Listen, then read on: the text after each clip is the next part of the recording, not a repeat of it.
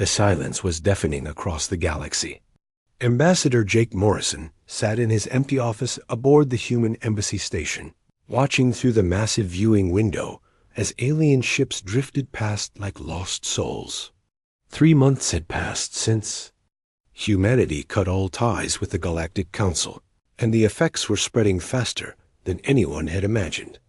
Jake's desk was clean now, cleared of the endless diplomatic papers that once demanded his attention. The communication console they used to buzz with messages from dozens of species now sat dark and quiet. He had been Earth's voice in the Council for 12 years, working to build bridges between humanity and the other races. Now those bridges lay in ruins, burned by the very aliens who had helped construct them.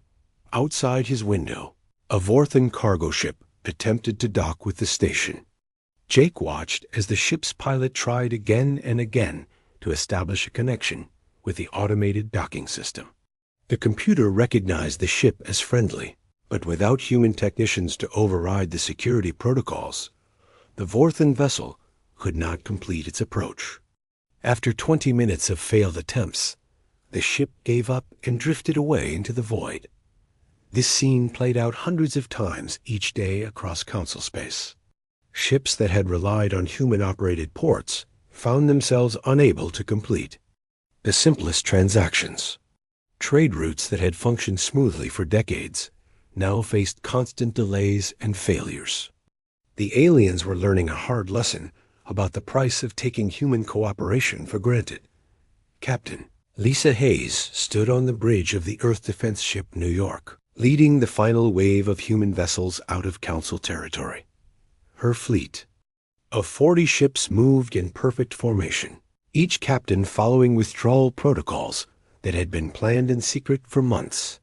The humans had known this day would come, even if the aliens had not. Lisa's communications officer turned to face her with a worried expression. "Captain, we're receiving distress calls from the Meridian Trading Post. They're asking for immediate assistance with their reactor core." "Log the message, but do not respond," Lisa replied without hesitation. "Continue on our current heading." The young officer looked uncomfortable, but followed orders. Lisa understood his feelings. For years, humans had been the first to respond to any crisis in Council space. Human engineers had fixed countless problems. Human doctors had saved millions of alien lives, and human diplomats had prevented dozens of wars. Now that helping hand was being withdrawn, and the galaxy would have to learn to survive without it. On the main screen, Lisa could see the Meridian Trading Post in the distance. The massive space station served as a hub for commerce between 6 different species. Its lights flickered in an irregular pattern, a clear sign that the reactor was failing. Without human technicians to stabilize the core, the station would lose power within days. 10,000 alien civilians lived and worked there, but Lisa had her orders. Humanity was done being the galaxy's unpaid repair service. The fleet passed the trading post without slowing down. Behind them, Lisa knew alien officials were scrambling to find qualified engineers. They would discover what Earth had learned months ago during their secret intelligence gathering. No other species in the Council possessed the technical knowledge to maintain the complex systems that humans had helped build. President Dan Carter stood before the assembled leaders of Earth's Global Defense Council in a secure bunker beneath Geneva. The room was filled with military officers, intelligence chiefs, and government officials from every major nation. The decision to sever ties with the Galactic Council had not been made lightly, but the evidence left them no choice. "Ladies and gentlemen," Dan began, his voice steady despite the weight of what he was about to reveal. 6 months ago, our intelligence services intercepted communications between several Council species. What we discovered changed everything. The President activated a holographic display that showed intercepted alien messages. The translations were damning. Species after species discussed humanity as a temporary convenience, useful for their technology and expertise, but ultimately disposable. The Altarians had proposed dividing human territory among council members once. Humanity could be phased out of the alliance. The Crystalline Collective had already drawn up plans to strip mine Earth's moon for rare minerals. General Amy Foster, head of Earth's military intelligence, stood to address the assembly. The aliens never saw us as equals. They viewed humanity as a service species, existing only to solve their problems and then disappear when no longer needed. Dan nodded grimly. The Vorthan Syndicate was the worst. They had detailed plans to enslave human populations for use in their industrial sectors. They believed our technical skills would be more valuable if we were under direct alien control. The room fell silent as the implications sank in. For 50 years, humanity had worked alongside these species, believing they were building a better future for all races. Instead, they had been unwittingly preparing for their own subjugation. Dr. Helen Brooks, Earth's former chief scientist for council projects, presented the final piece of evidence. Our people were embedded in every major system across council space. We built their infrastructure, maintained their technology, and coordinated their logistics. They became completely dependent on us without even realizing it. She brought up a new display showing the galaxy-wide network of human operations. Red dots marked critical facilities that relied entirely on human expertise. The map was dense with red markers, covering everything from power plants to communication arrays to medical facilities. When we discovered their true intentions, we realized we held all the cards, Helen continued. Every major piece of technology in council space has human components or requires human knowledge to maintain. They thought they were using us, but we had actually become indispensable to their entire civilization. President Carter made the final announcement.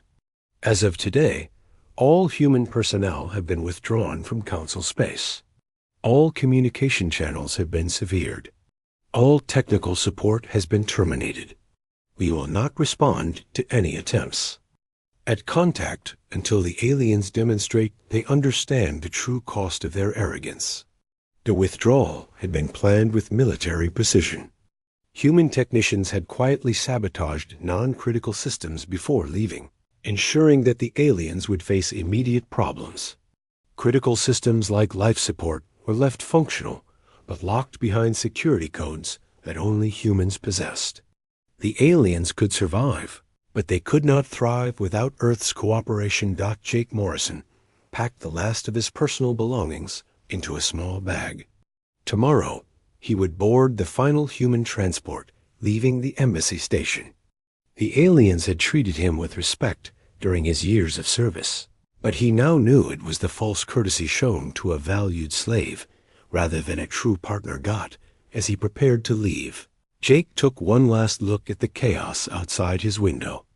Alien ships drifted helplessly through space, their crews unable to navigate without human-operated traffic control systems. The mighty Galactic Council, which had seemed so powerful and advanced, was already beginning to crumble without human support. Humanity had learned its lesson about trust and partnership. Now it was time for the galaxy to learn about respect. Council Chairwoman Zextha of the Altarian Republic called the emergency session to order with trembling hands. The great assembly hall that once buzzed with confident diplomatic chatter now felt cold and desperate. Representatives from 47 species sat in their ceremonial chairs, but their usual pride had been replaced by barely contained panic. Fellow council members, Zextha began, her translator struggling to convert her native clicks and whistles into standard galactic speech. We face an unprecedented crisis. The human withdrawal has caused system failures across our territories. The Crystalline Collective's representative, Elder Harmony, rose from her seat with obvious difficulty. Her crystal body, normally bright and vibrant, had dulled to a sickly gray color. Chairwoman, my people are dying. Our atmospheric processors have been offline for 6 days. Without human technicians to restart them, our homeworld will become uninhabitable within weeks. Murmurs of agreement filled the chamber. Similar reports were flooding in from across council space. The humans had been so thoroughly integrated into galactic infrastructure that their absence created immediate and catastrophic problems.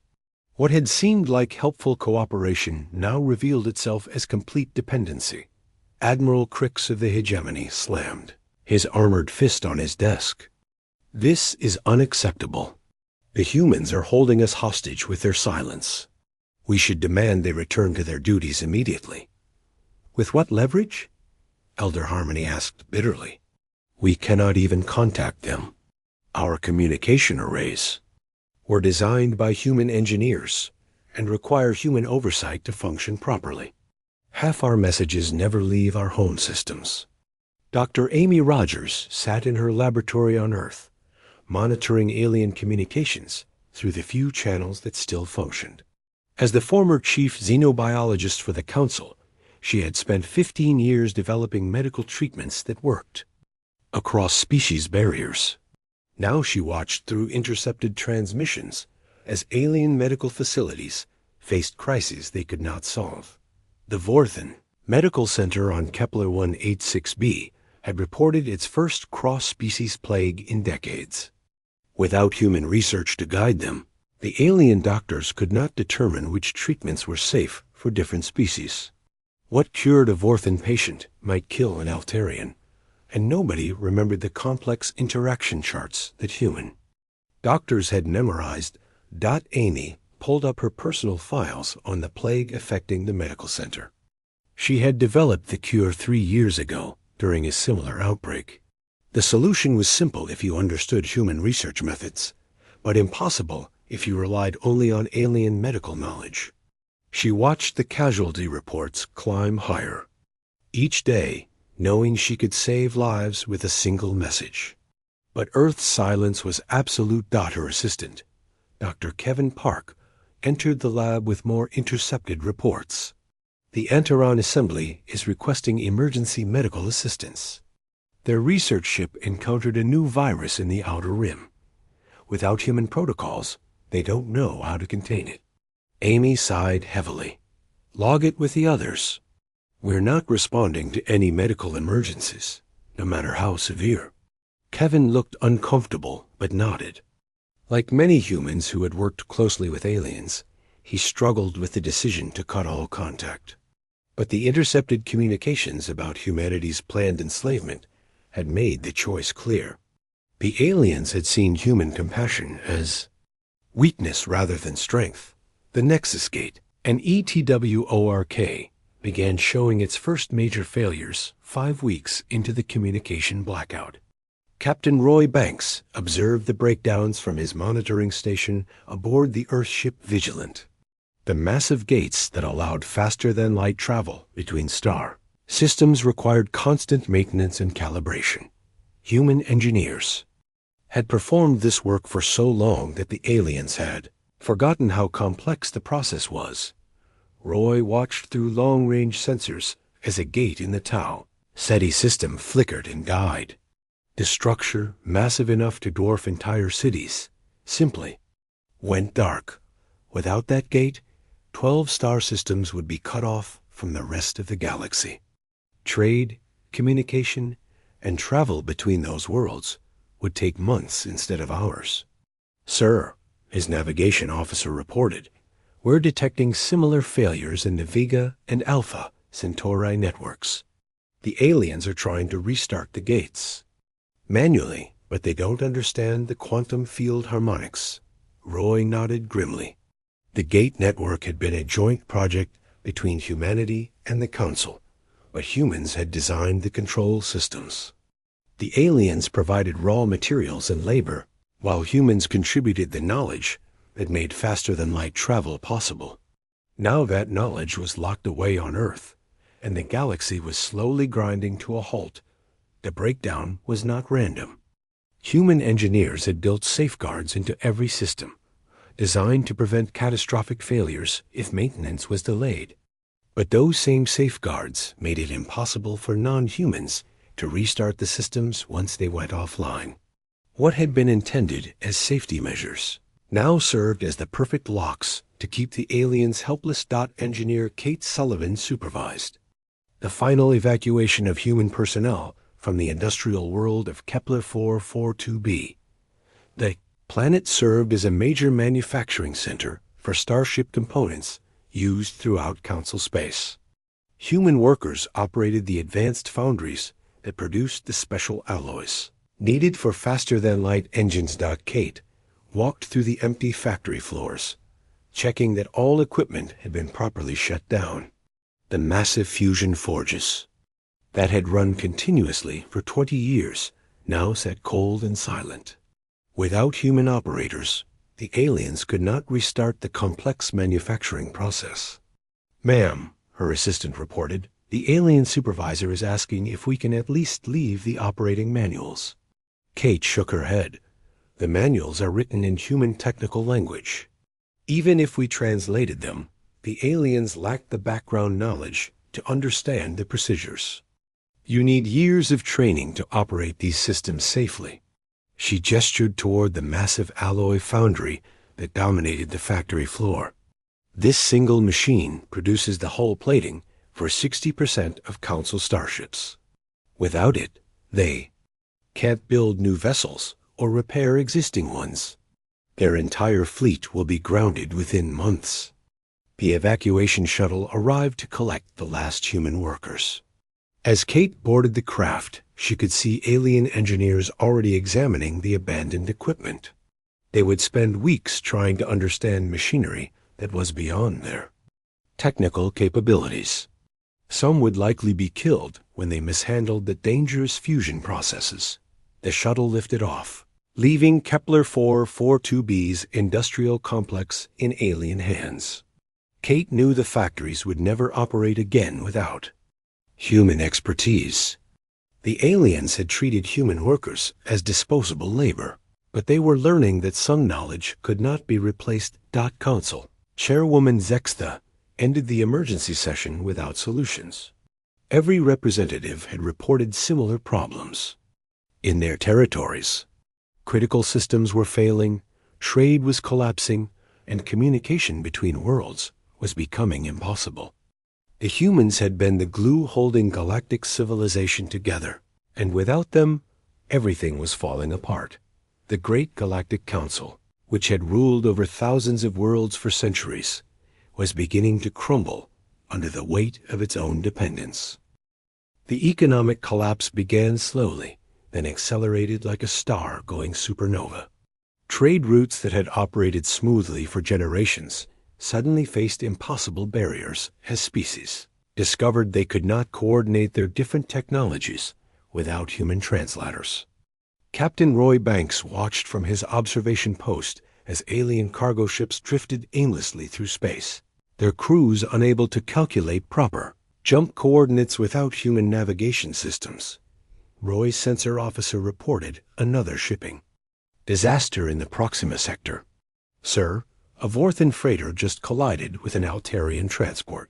Both ships were trying to use the same hyperspace lane, but couldn't coordinate their entry times.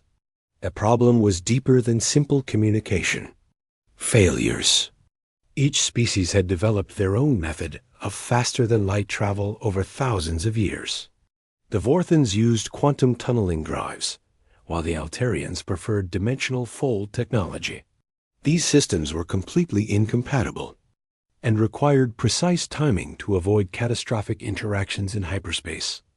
For 50 years, human traffic controllers had managed this complex dance of different technologies. They understood the mathematics behind each drive system and could calculate safe passage times for mixed fleets. Without human oversight, alien ships were literally running into each other in the void. Between stars. Roy pulled up the galactic shipping reports on his screen.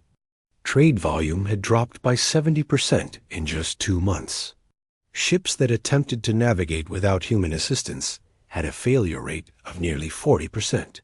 Some vessels vanished entirely, lost in hyperspace when their drives malfunctioned. Others emerged from jump space thousands of light years off course, stranded in empty regions of the galaxy. The Crystalline Collective faced the most immediate threat to their survival. Elder Harmony stood in the council chamber of her homeworld, addressing her people through telepathic crystals that amplified her thoughts across the planet. The atmospheric processors that maintained their world's breathable environment had been offline for 3 weeks. "My children," she broadcast, her mental voice heavy with despair, "we must face the truth. Without human engineers, we cannot restart the life support systems. Our world is slowly dying." The crystalline homeworld had been a barren rock before. The atmospheric processors transformed it into a paradise. The massive machines pumped oxygen into the atmosphere while filtering out toxic gases from the planet's volcanic core. Human engineers had designed and built the entire system, creating a perfect environment for crystal-based life forms. Now those same machines sat silent and cold. Crystalline engineers had tried desperately to understand the human-built control systems, but the technology was far beyond their capabilities. The atmospheric processors used quantum field manipulators to convert raw matter into breathable gases, a process that required precise calibration and constant monitoring. Elder Harmony could feel her people's growing panic through the telepathic network that connected all crystallines. The oxygen levels were dropping slowly but steadily. They had perhaps 6 weeks before the atmosphere became too thin to support life. After that, their entire civilization would suffocate in the very world they had called home for 3 centuries. Similar crises were unfolding across council space. The industrial world of Kepler 442b had become a graveyard of silent factories. Engineer Kate Sullivan had been right in her predictions. Without human operators, the alien workers could not safely restart the manufacturing equipment. 3 separate attempts had resulted in massive explosions that killed dozens of alien technicians and destroyed irreplaceable machinery.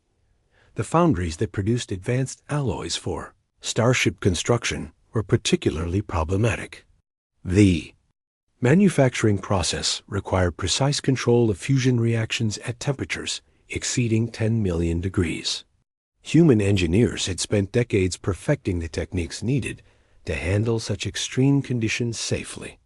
The aliens possessed neither the knowledge nor the experience to manage these dangerous processes. Commander Lisa Price monitored the situation from Earth's orbital defense station. Intelligence reports showed that alien shipyards were running out of materials for new construction. Existing starships were beginning to break down as their human-manufactured components wore out without replacement parts. The Vorthan Syndicate is cannibalizing their older ships to keep their fleet operational, her intelligence officer reported. They're stripping parts from decommissioned vessels to repair their active fleet. Lisa nodded as she reviewed the data. The Syndicate had the largest military force in council space, but even they were struggling with maintenance issues. Human-built engines required specialized lubricants that could only be produced in human facilities. Without these materials, the alien ships would be grounded within months. The communication breakdown was making everything worse. Species that had coordinated their economies for generations suddenly found themselves unable to share critical information. The translation protocols that allowed different races to understand each other had been developed by human linguists who understood the subtle differences between alien languages. Without human translators, simple business negotiations became impossible. A Vorthan merchant trying to buy grain from an Altarian farmer could not communicate basic concepts like quantity, price, or delivery dates. Even universal trade languages broke down because they relied on human-developed grammar structures that other species had never fully understood. Dr. Patricia Wells watched the economic collapse from her office at the Earth Trade Commission. As the former coordinator for interspecies commerce, she had spent 20 years building the systems that made galactic trade possible. Now those same systems were crumbling without human oversight. The commodity exchanges on Rigel Prime have shut down completely, her assistant reported. They can't calculate exchange rates between different species currencies without human banking algorithms. Patricia pulled up the financial reports that Earth's intelligence services had intercepted. The numbers were devastating. Unemployment was rising rapidly across alien worlds as factories closed and trade routes failed. Food shortages were becoming common as agricultural worlds could not coordinate shipments with population centers. The humans had not just been participants in the galactic economy. They had been the foundation that made interspecies trade possible. Their mathematics, their translation skills, and their understanding of different technologies had created the framework for galactic civilization. Without that framework, the economy was collapsing into isolated planetary systems that could barely sustain themselves. Elder Harmony made a desperate broadcast to the remnants of the Galactic Council. Her telepathic message was translated through the few remaining communication networks that still functioned without human oversight. We call upon all species to share their knowledge of atmospheric processing. Our world faces extinction without immediate assistance. We offer our entire crystal reserves in exchange for technical help. The response was silence. Not because the other species refused to help, but because none of them possessed the knowledge needed to repair human-built systems. The atmospheric processors on the crystalline homeworld were unique, designed specifically for that world's unusual atmospheric conditions. Only human engineers understood the complex interactions between the planet's volcanic gases and the artificial oxygen production systems. The Galactic Council had discovered the true cost of treating humanity as a disposable resource. They had built their entire civilization on human expertise without ever bothering to learn how their own systems worked. Now that expertise was gone, and their worlds were slowly dying in the silence left behind. The hegemony of Tarquan struck without warning, launching their assault on the weakened Council territories with ruthless precision. Supreme Commander Victor had waited decades for this opportunity, and the human withdrawal had created the perfect moment to expand his empire. His massive battle fleet emerged from hyperspace near the Altarian border, expecting to find confused and defenseless enemies. Admiral Crix led the hegemony's advance forces toward the Meridian system, confident that the fractured council could not mount an effective defense. For generations, the various council species had fought as a unified force under human tactical coordination. Human officers had developed the strategies that allowed different alien military doctrines to work together effectively. Now those human officers were gone, and the results were immediately obvious. The Altarian fleet responded to the hegemony attack using their traditional defensive formations, positioning their ships in a crystalline lattice pattern that had served them well in ancient wars. But the Vorthan reinforcements arrived, expecting to use their preferred hammer and anvil tactics, which required the Altarian ships to be positioned completely differently. Commander Zekalon of the Altarian Defense Force tried desperately to coordinate with his Vorthan allies through the failing communication systems. "Adjust your formation to support our lattice defense," he transmitted, but the message arrived garbled and incomplete. The Vorthan commander, Captain Mordok, received only fragments of the transmission. Without human translators to clarify the tactical terminology, he assumed the Altarians wanted him to execute a standard flanking maneuver. His ships moved into position for an attack that would leave the Altarian formation completely exposed. Hegemony forces watched with satisfaction as their enemies destroyed their own defensive coordination. Admiral Crix had expected some confusion, but the level of chaos surprised even him. Council ships were literally firing on each other as different species, misinterpreted tactical signals, and moved into conflicting positions. Colonel Steve Martinez, observed the battle from his monitoring station aboard the Earthship Defender, positioned safely outside the combat zone. As Earth's former military liaison to the Council, he had spent years teaching alien officers how to coordinate their vastly different fighting styles. Now he watched those same officers fail catastrophically without human guidance. "Sir," his tactical officer reported, "the crystalline collective ships just fired on their own Vorthan allies. They seem to think the Vorthans are trying to retreat." Steve pulled up the tactical display, analyzing the chaotic movements of the Council fleet. The problem was deeper than simple communication failures. Each species had developed their military traditions over thousands of years of fighting wars against each other. Their combat doctrines were designed for racial warfare, not cooperative defense.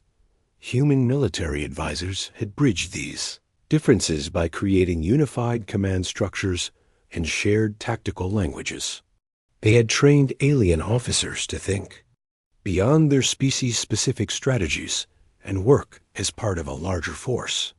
Without that training and coordination, the Council fleet was reverting to its natural state of mutual suspicion and incompatible tactics.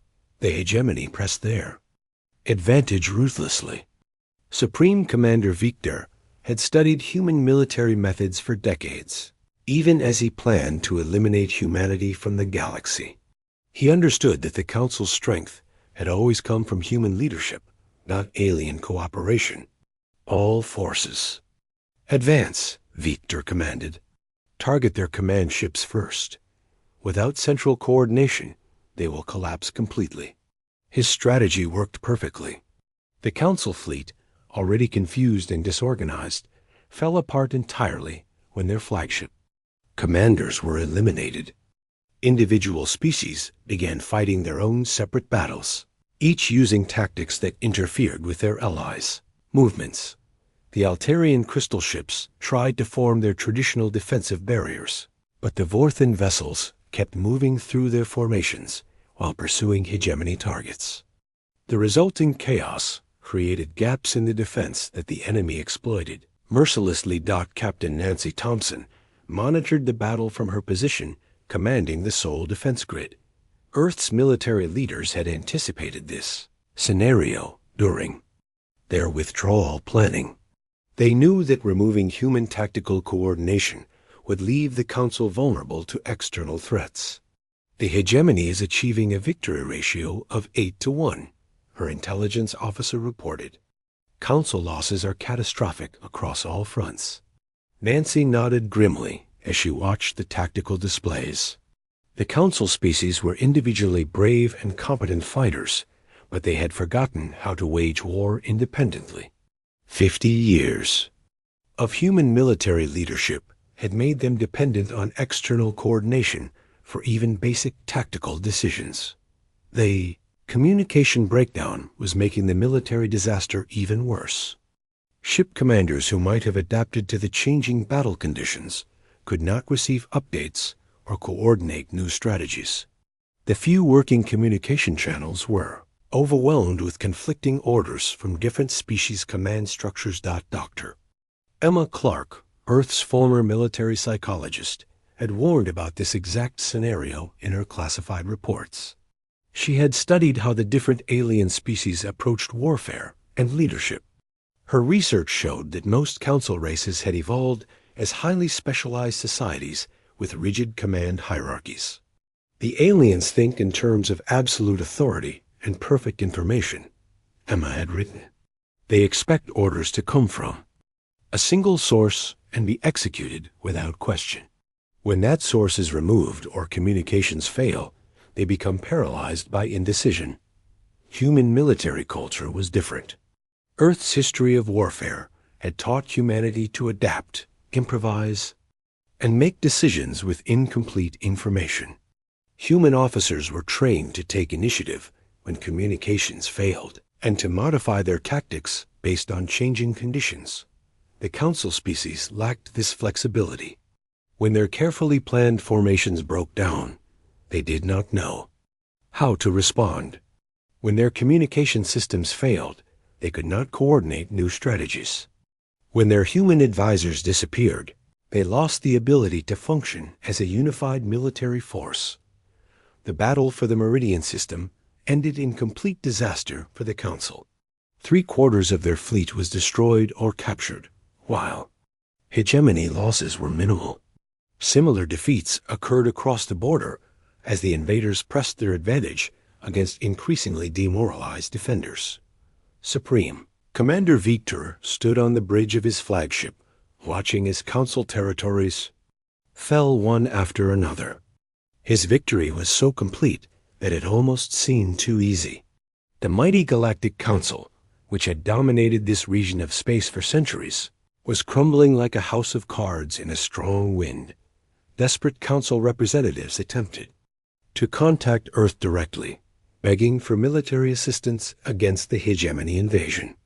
They transmitted on every frequency they could access, promising enormous rewards and concessions in exchange for human help. Captain Nancy Thompson received these communications, but had strict orders to maintain absolute silence. Earth would not break its communication blackout, no matter how desperate the aliens became. The Council had planned to enslave humanity, and now they would face the consequences of that betrayal without human assistance. The galaxy was learning a painful lesson about the true nature of power and dependence. The Council had assumed they were using human expertise for their own benefit, but they had actually become completely reliant on human knowledge and leadership.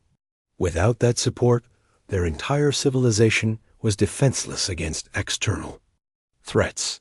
The hegemony's victory was just the beginning of the Council's military collapse. 6 months after the communication blackout began, Chairman Vexler of the Antaron Assembly stood alone in the empty Council chambers, preparing to make the final announcement that would officially dissolve the Galactic Council. The great hall that once hosted representatives from hundreds of worlds now echoed with the footsteps of a single alien leader, whose own civilization was slowly dying. The massive viewing screens around the chamber displayed the current state of former Council territories. Red zones marked worlds that had lost life support systems. Orange areas showed regions cut off by failed transportation networks, and yellow sections indicated planets facing economic collapse. Nearly 80% of the display glowed with warning colors. Vexler activated the emergency broadcast system, one of the few pieces of technology that still functioned without human oversight.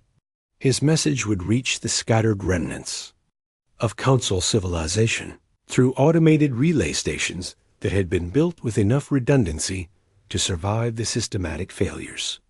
Citizens of the former Galactic Council, he began, his voice heavy with the weight of civilizational collapse. After 6 centuries of unity, our alliance has come to an end. A withdrawal of human support has made it impossible to maintain our shared institutions and common defense. The dissolution was not just political, but practical. Member worlds could no longer communicate effectively with each other, much less coordinate policy or mutual assistance. The Nexus Gate network had failed completely, leaving entire star systems isolated in their own regions of space. Trade had collapsed to the point where most planets were reverting to subsistence economies. On Earth, General Pete Walsh presented his final intelligence summary to President Dan Carter and the Global Defense Council.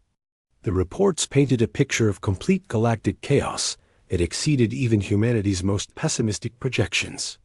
The crystalline collective homeworld went silent 3 days ago, Pete reported. We believe their atmospheric processors finally failed completely. 15 billion crystal beings likely suffocated when their artificial atmosphere collapsed. The room fell silent as the implications sank in. An entire species had been wiped out because they could not maintain the human-built systems that kept their world habitable. It was a sobering reminder of how completely the aliens had become dependent on human expertise. Pete continued his briefing with more devastating news. The Altarian Republic has fractured into 17 separate kingdoms, each controlling a single star system. Without faster-than-light communication, they cannot maintain a unified government across multiple worlds. Similar stories were emerging from across the galaxy. The Vorthan Syndicate had split into competing warlord factions as their military command structure collapsed. The hegemony of Tarquan continued expanding into former council space, but even they were struggling with supply line problems as their human-built logistics networks failed. Dr. Helen Brooks, Earth's former ambassador to the Council, reviewed the proposals for limited re-engagement that had been submitted by various alien governments. The documents made for interesting reading as they revealed how completely the galaxy's perspective on humanity had changed. The Antaran Assembly is offering to make Earth a permanent member of their ruling council, Helen reported to the assembled Earth leaders. They're promising full voting rights and veto power over all major decisions. President Carter nodded as he reviewed similar offers from other surviving alien governments. What about the territorial concessions? Helen pulled up a galactic map, showing the proposed new boundaries. The Meridian Sector, the Vega Colonial Zone, and the entire Outer Rim would be placed under direct human administration. We're talking about controlling nearly 40% of habitable galactic territory. The offers were remarkable in their scope and desperation. Species that had once planned to enslave humanity were now begging to become junior partners in human-dominated alliances. The power dynamic had completely reversed in just 6 months of silence. Dr. Amy Rogers had spent weeks analyzing the medical crisis reports that continued to flood Earth's intelligence networks. And numbers were staggering. Without human medical research and cross-species treatment protocols, plague and disease were spreading unchecked through alien populations. The Rigel Medical Station reports a mortality rate of 60% for their current outbreak. Amy told her research team, "It's a simple respiratory infection that we could cure with a basic antibiotic treatment, but they don't understand the dosage calculations from mixed species environments." Her assistant, Dr. Kevin Park, looked uncomfortable as he presented the latest casualty figures. If we maintain the communication blackout for another month, we're looking at the potential extinction of at least 3 more species. Amy understood his feelings, but she also remembered the intercepted communications about humanity's planned enslavement. The aliens had created this crisis through their own arrogance and betrayal. Earth's silence was not cruelty, but justice. Captain Eddie Foster prepared for humanity's first official return to galactic space aboard the Earthship Constellation. His mission was not to restore the old order, but to establish humanity as the dominant power in a galaxy that finally understood what they had lost when they underestimated the species from the small blue planet. Eddie reviewed his instructions. One final time before departure, Earth would re-engage with alien civilizations, but only on humanity's terms.